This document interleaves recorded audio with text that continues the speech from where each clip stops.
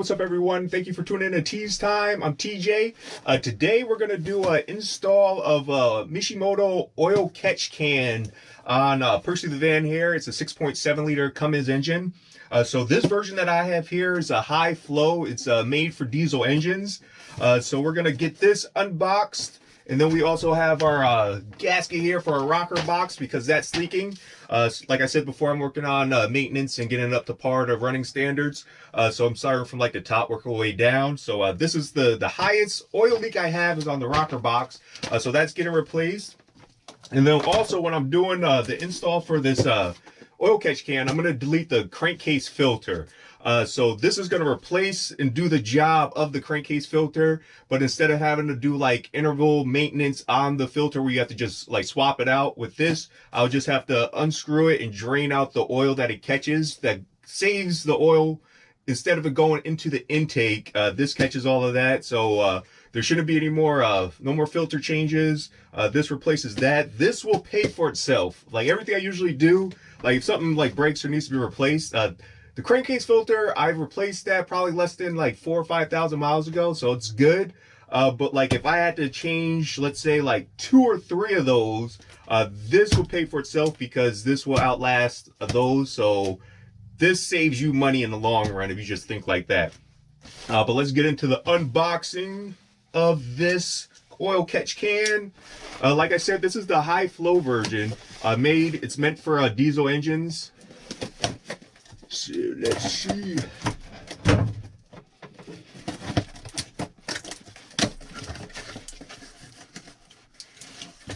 Register product, share with us, Mishimoto, all of its plugs. So you open up the box here, look at packaging, our hardware. This is most likely our mounting hardware right here. And then it does come with these 1-inch hose fittings on the Cummins here. It uses a 3/4 inner diameter. So I ordered these adapters here because I'm not going to use these. I'm going to use these to shrink it down to 3/4 inner diameter. So it'll plug right into our crankcase filter location to our intake. So it comes with that. More foam to protect the catch can. And this is the catch can itself. Ooh, that was close. So this is the oil catch can. So what it does, you have your in and then you have your out. So for right here, this is where your oil crankcase filter, it'll go into here. And this is out going into your intake.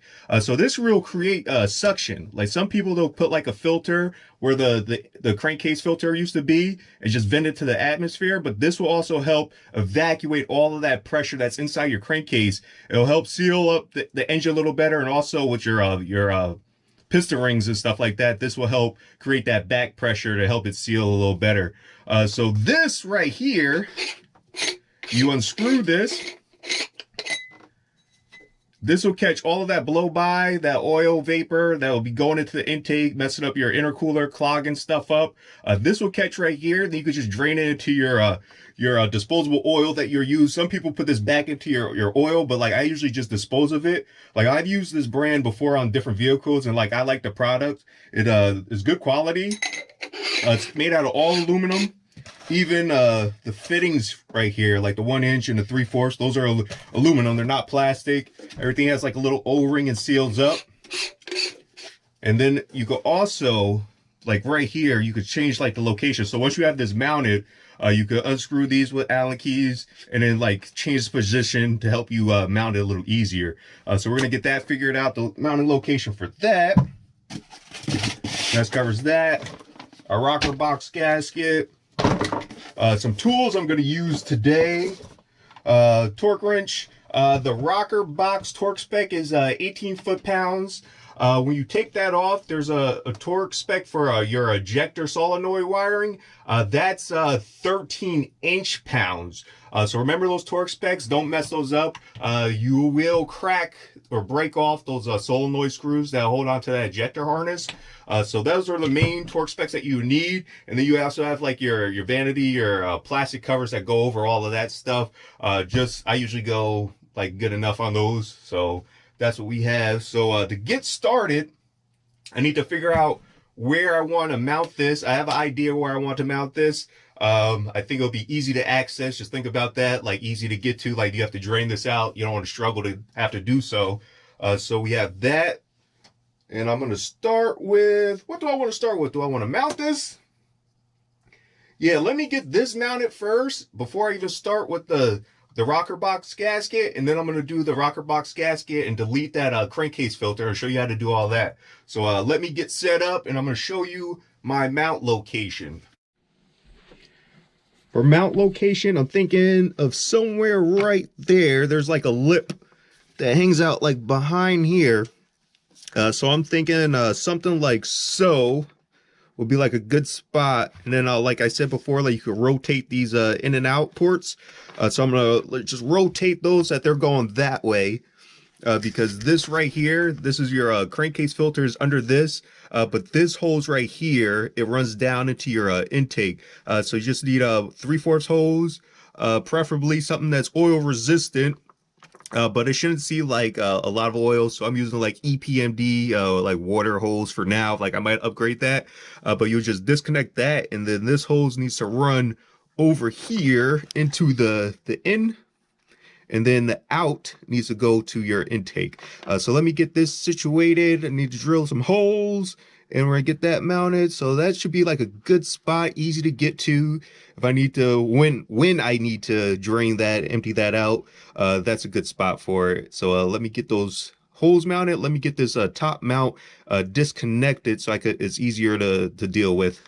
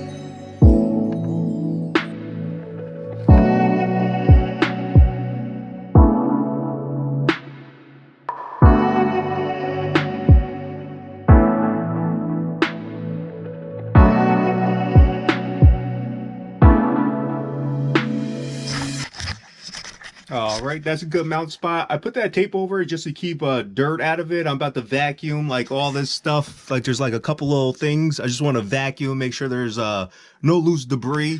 Get it as clean as possible. You don't want stuff falling into your oil and stuff while you're working.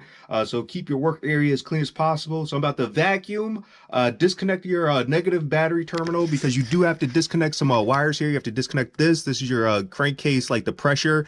This is what usually sends the signal that I believe it's like if your crankcase filter is clogged or doesn't have like the correct pressure, this usually sends a signal to turn your service light on.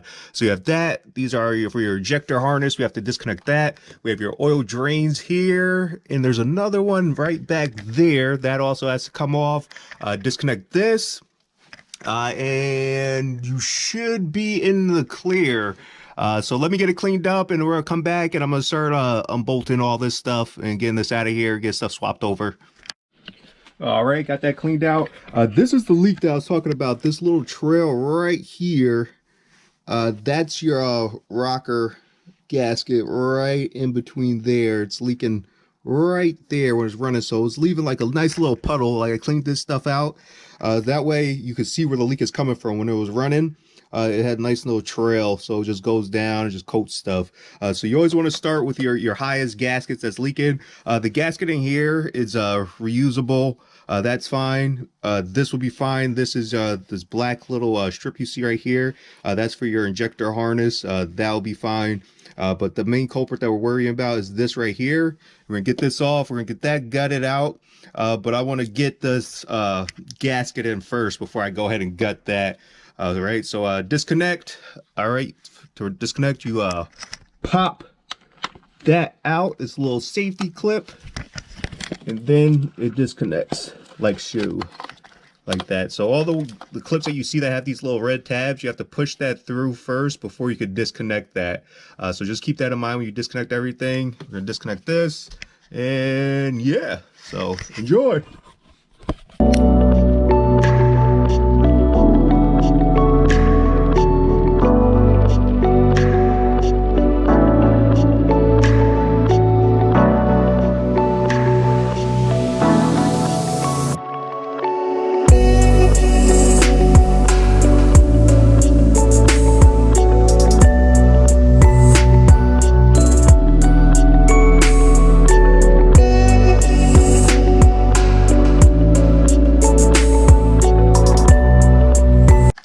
In this spot right here is a good idea to take a picture of your ejector harness to see, make sure you put these wires exactly where they go. The colors need to match up, so you need to make sure they go in the exact same place. And remember, the torque spec on that is 13 inch-pounds when you do reinstall, and that's inch-pounds. But just take a picture. I'm about to take my phone out, snap a quick picture, make sure I don't mess these up, and make sure that you have your harnesses, they are unplugged. You could wait till you get to this point to unplug them, but these ones you just have to make sure that you got something to kind of like wedge in to release it and kind of like push up at the same time. It doesn't have like the safety clip like those, like this one. But yeah, just take a picture. We're gonna get that taken in a picture of. I'm gonna take these off, these nuts off, and I'm gonna take this off, and now expose our rocker box right here. And these are the screws that hold these on, the bolts that hold these on. These get torqued down to 18 foot-pounds when we do install those. And you want to start from the center, work your way out when you're torquing it down. But to release it, I'm gonna start from the outsides and work my way in. And that's where we're at right now.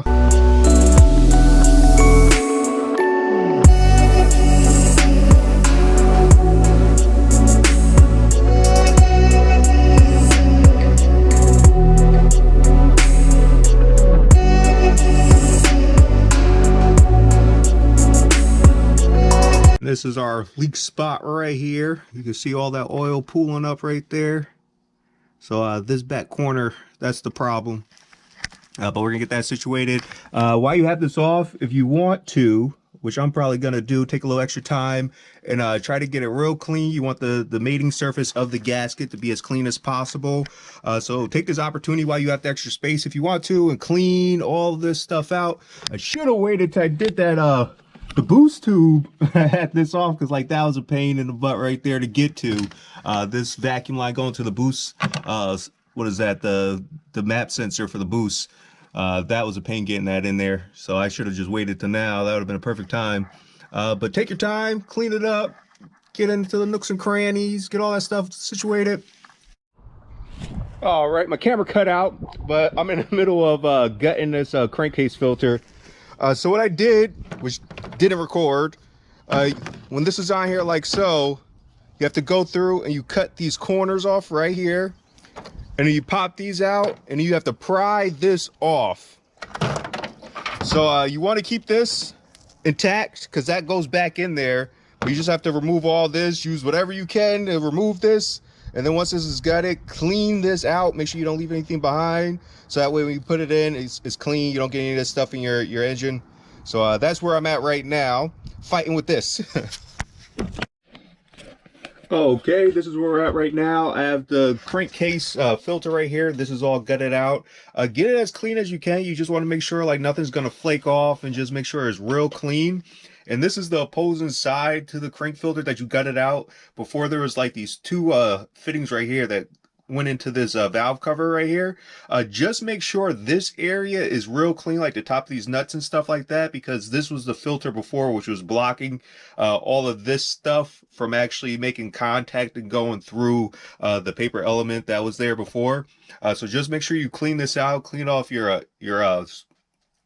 bolt heads and all that stuff. Make sure that stuff is clean. And I went ahead and got everything cleaned up. Got it as clean as I could. It looks a lot better than it did before. While I just had the room, just went around, and you want to make sure your mating surfaces are clean. They don't have to be perfectly clean. You just want to make sure there's no high raised edges or anything like that that's going to interfere with the new rocker box gasket sealing up. So this is our new rocker box gasket right here. This is the old one. It was leaking in this corner. I have it raised up just so you could kind of see it is stiff. And that's kind of what happens with seals over time. They lose their flexibility just from heat and age. So that's the culprit. This corner was the main concern I was leaking. But I do have this all cleaned up right here. Right now, I'm just going to take this out and I'm just going to clean it in the seam right here. And when I put it in the new gasket, I'm going to put like just a little bit of oil like on the top and on the bottom. When I put it in there, you just want to make sure like this top edge doesn't like crease or turn over. And when you put the new gasket in on these seals right here, there's like the two, it makes a V at the bottom, and there's the high raised edge. So this single edge goes at the top facing, that's the side you should see. So remember that. If you don't do that, it will leak. So remember that. So right now I'm just going to put in the new seal.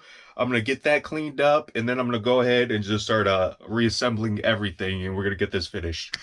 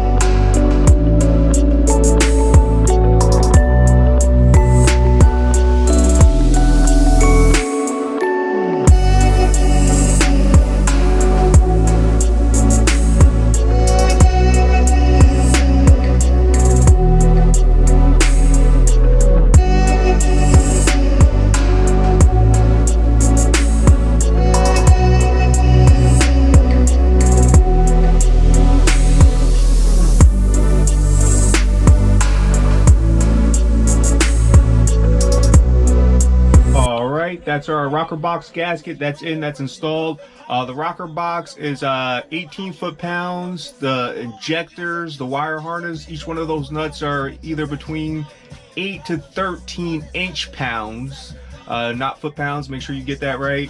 And then for these top valve covers, those are 18 foot-pounds, and these little guys, 8 millimeters. I just did them good and tight, snug. You don't gotta go crazy on that. Don't crack it, because that's plastic, and plastics that's holding the nut, so you can break that. As you can see, I probably have like a little hairline that was there already. But right now we're about to run our lines going from our oil catch can here to our top valve cover, and then to our intake over there. So I just have to remove that hose, that line, this metal pipe, and then I might be able to actually reuse these clamps right here on the new hose. We'll see how thick they are compared to the new hose. Be able to reuse those. So let me get this situated and we will be done.